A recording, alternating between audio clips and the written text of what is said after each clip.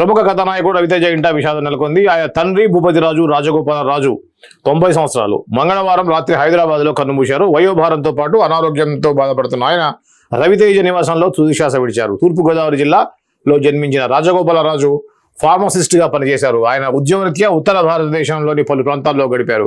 తనపై అమితాబ్ బచ్చన్ సినిమాల ప్రభావం ఎక్కువగా ఉండడానికి కారణం అదే అని రవితేజ పలు సందర్భాల్లో చెప్పారు.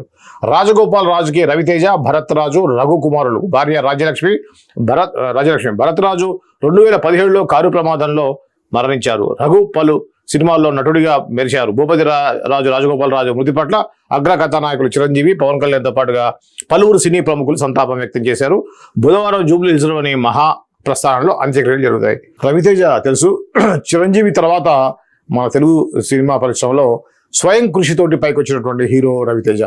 చాలా స్ట్రగుల్ అవుతూ అసిస్టెంట్ డైరెక్టర్ గా ఉంటూ చిన్న క్యారెక్టర్ చేస్తూ హీరోగా ఎదిగాడు.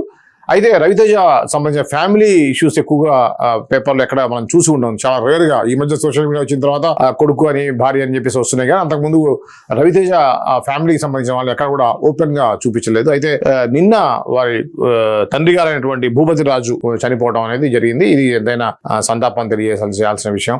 దీనికి ప్రముఖ నటులు, నటీమణులు కూడా సంతాపం తెలియజేశారు. ఈ రోజు జూబ్లీ హిల్స్ లోని శ్మశాన వాటికలో అంత్యక్రియలు జరుగుతాయనేది ఇక్కడ వార్త.